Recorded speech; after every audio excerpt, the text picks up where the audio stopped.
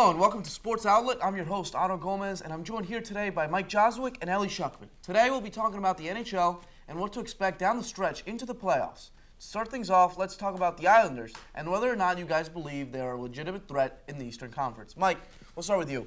I think that they are a legitimate threat. I mean, all you have to do is look at all the games they played against the Rangers. This team can flat out play. They find a bunch of different ways to score.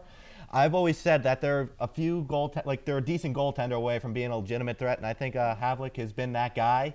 He's been a steady rock for them. John Tavares has been one of the best young scorers in the game. They have a bunch of young, different weapons. I think they can really make some noise here in the East. Yeah, no, I agree with you, too. I mean, last year, who knew? But now they're second in the Eastern Conference right now, 77 points, 188 goals. I mean, that's going to combine for winning team, and so far it has. You know, you talked about Halak. He's a really good goaltender. They've dominated the Rangers. They did lose the other day, but they still scored 5 goals, and that's gonna do it most of the time. If the Islanders play defense that game, they're 4-0 against the Rangers, which I think is an incredible feat. I still think the Rangers are a pretty good team. Mm-hmm. One thing that's great about the Islanders, though, is they find a way to win the close games. They find a way to squeak out those close games, which is the sign of a great team, in my opinion. Like I said, I think they can really make some serious noise. They're leading the division right now, and we'll see what happens. I'm not going to anoint them the Stanley Cup champions yet, but I think they can do some damage. No, absolutely. And I mean, come playoff time, I think we're going to see them go pretty far and make a really solid run for it. Exactly, yeah. All right, great. For our second question, with Henrik Lundqvist out for at least 2 more weeks, can the Rangers maintain playoff level hockey? Ellie? I mean, absolutely. I have to believe it. The way they played against the Islanders, it just shows. They have arguably the best backup goaltender in the league in Cam Talbot. He has struggled the past couple games, but their offense has come alive. The last 4 games alone, they're now on a 4-game winning streak. They've scored over 20 goals. I mean, that's phenomenal for 4 games. They have Nash. He's showing no signs of slowing down. 35 goals, puts him right at the top of the league. Alain Vigneault, he just had his 500th win as a coach a couple weeks ago. They have a winning formula right now, and if they can maintain that and get through these next couple weeks without Lundqvist, when he gets back, I think they're going to be a really solid force come playoff time. I think you're not wrong there. I think Lundqvist he's going to be hard to replace. He's easily, I think, the best goaltender in the league. Mm-hmm. So he's going to be hard to replace, but you brought up 2 great points.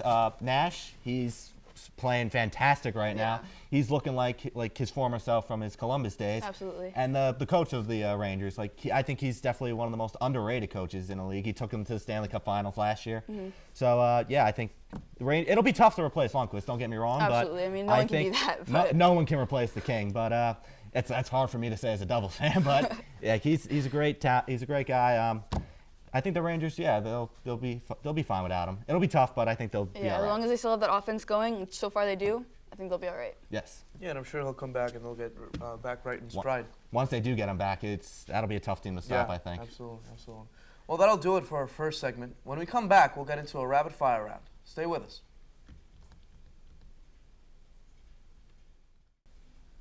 Welcome back to Sports Outlet. It's now time for a rapid fire segment where I'll ask each analyst 3 questions and they'll have 30 seconds to respond. Ellie, we'll start with you. Are the Maple Leafs making the right decision by trying to rebuild their team? Absolutely. They have to. I mean, last year, we saw in last March, they had an epic collapse. This season, the last 10 games alone, they've only won 1 game. They fired their head coach. It's time to rebuild. They've already moved Franson and Santorelli. They now have Olli Jokinen. And I got to believe it, as we get closer to that trade deadline, we'll see a lot of teams calling them for him. And hopefully, it's going to take some time. It has to be a hit for this season and maybe the next couple. But over the next couple of seasons, we're going to see them start to rebuild. And it's something that has to be done at some point. And for now, for them, it's their time. Yeah, I think it's they've had a tough stretch. So I think it's definitely time. They haven't had things go right for them. It's time to move on. It's definitely much harder to be a mediocre team than a rebuilding team because you can get the draft picks and get the... Exactly, yeah. The middle is the worst place to be in any sport. In any sport, right. Mike, let's go to you. For your first question, who is the favorite in the Eastern Conference right now? It pains me to say this. I think it's going to be the Penguins. It doesn't show it in the standings right now, but I think they are the most complete team. They have Sidney Crosby, who's one of the best players in the league right now. They have a solid defense. And one thing people forget is their goaltender, Marc-Andre Fleury. He's one of the top goaltenders in the league right now. He has one of the best goals against average.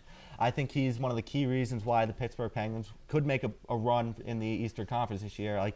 Again, it pains me to say this, but I do think they are one of the better teams, and I think they are right now the favorites in the Eastern Conference. Yeah, absolutely. I have to agree with you there. I mean, the Penguins are always a solid team when they have an offense. They're always right there. They're always right there, and I think it's going to be time as we get closer, we'll see them make a really solid push. They always seem to make a decent run in the postseason, too. Yeah, it's hard to count out a team that's been good for a solid 10 years. It's hard to count out a team with Sidney Crosby. Yeah, absolutely. Ellie, let's go to you. Second question. How big of a blow is it to the Stars that's, again, is out for 3 to 6 weeks? It's huge. I mean, there's no denying. He's arguably their best player. Right now, Dallas is 4 points out of a playoff spot, but with Sagan out of the lineup, who knows what's going to happen. I mean, he's 5th in the NHL in points and in goals. He leads their offense, and like I said, with him out of the lineup, they're questionable before, but 3 to 6 weeks, who knows what'll happen. Yeah, that's definitely a big blow for them. He's definitely going to be missed, and hopefully he comes back and makes a quick recovery. Yeah, just for the Stars' sake, yeah. Really. Yeah, it's tough. 3 to 6 weeks is a long time, especially playoff time. Mike, your second question. Who right now is the favorite to win the MVP trophy? I'm going to go with Patrick Kane. I think he's definitely one of the most complete players in the NHL. He does it all. He's currently leads the NHL in points right now. He racked up a lot of assists, but he's a guy who can also put the puck in the net. He plays solid defense. It helps that he plays for really good Blackhawks teams, too. He's got a lot of other guys behind him, Towels. He's got a lot of help with him, too. I think he's the favorite right now. Yeah, no, I agree with you 100%. When you have a guy like that on a team who has other players who can support him, he's going to excel, and that's what he's done so far. Yeah, and a guy with playoff experience like himself. Exactly, yeah, that's key too. He's got the playoff experience. For a regular season, he's fearless. Ellie, your final question. Do the Panthers have what it takes to make the playoffs? You know what? I just don't know. And the number that really worries me is their regulation and overtime wins. They only have 20. They're trying to catch teams like the Capitals and the Bruins, who, even if they can match them in points, they're still not going to make the playoffs. You have solid goaltending with Longo, but they have no offense right now. They are one of the lowest teams with goals in the entire NHL, only 138. They need an offensive push, and right now they're not having that. If they can, who knows, but it's going to be really tight. Yeah, I think you summed it up perfectly. I mean, I really have nothing else to add. You made great points. Yeah, defense comes and goes, but you just got to get you need that offense. you got to get the puck in the net. Exactly. Mike, your final question. If you had to choose one goaltender for one game, who would it be? I'm going to go with your guy. I'm going to go with Henrik Lundqvist. Yeah, absolutely. This is a guy, I think he just constantly puts the team on his back. When the defense isn't there for the Rangers, he just seems to make save after save after save. He pretty much carried the Rangers through the playoffs last year. He did, absolutely. Yeah, I mean, he's a guy I would want. I think he's going to get his trophy. He's going to get the Stanley Cup one day. Like, it's just a matter of when. He's got the playoff experience. He's the man. Like, that's no other way to put it. He is the man, and I think I would want him to be my one goaltender. Yeah, I have to agree with you there, hands down. Yeah, it's going to be tough for the Rangers down the stretch with him out. See how they're going to do. That'll do it for our rapid fire segment. After the break, we'll wrap things up with Coming At You. Stay with us. Welcome back. It's now time for Coming At You segment, where each analyst will ask the other a question made up on the spot, and they'll have about a minute to respond. Mike, we'll start with you. What's your question for Ellie? Ellie, who has been the biggest disappointment so far this season? For me, at least, it's been the Boston Bruins. The past couple years, they have been a force to be reckoned with, always at the top of the Eastern Conference, and this season, they're just not. I mean, it's hard to pick just one thing that has gone wrong, but for me, that was just the biggest shock to see them just not deliver with what fans have been so accustomed to seeing them put out on the ice. You always expect the Boston Bruins to be at the top of their conference, but it's just been a huge disappointment, especially with Tuukka Rask as their goaltender. You don't expect that. He's one of the best young ones in the game. It's been really a disappointment. I have to agree with you on that one.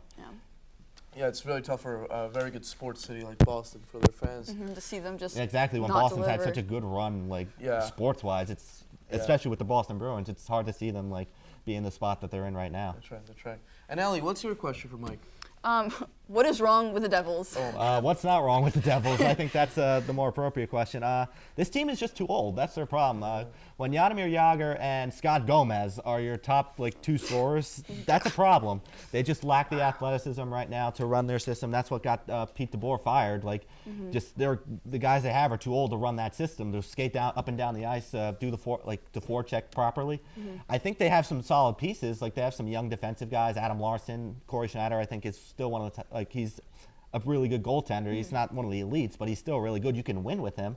But they need to get younger offensively. They need to find a good young scorer, whether it's through the draft or finding someone in free agency. I thought Mike Camilleri was a great pickup, but they simply need more. They can't rely on these 40-something-year-old guys to carry this team. Yeah, no team can for too long. And I think it's going to start with their coaching and their management system. And once they get that set, then they'll start with these draft picks. That's another big thing, too. They need to find a coach. I know they're still back and forth between Scott Stevens and I believe the other. I don't remember the other guy's name, Yeah, but they're still trying to decide who's the coach, and that's not a good sign. But, But they're the Devils. They'll figure it out. Yeah, and always once seem they to do. get that figured out, I think then you'll start seeing the team really come together and have a solid offense, solid defense, goaltending, and then hopefully, maybe not this season, maybe not the next, but within the next couple, we'll see them make another run for the Stanley Cup. Exactly. Yeah. The keys for them is just to get younger, and I think they'll find a way to do it.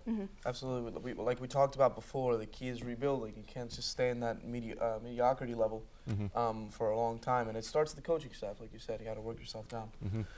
Perfect. That'll just about do it here on Sports Outlet. We'll be back soon. But in the meantime, if you're interested in joining LTV, like us on Facebook or email us at ltv@tcnj.edu. For Ellie and Mike, I'm Otto. Have a good one.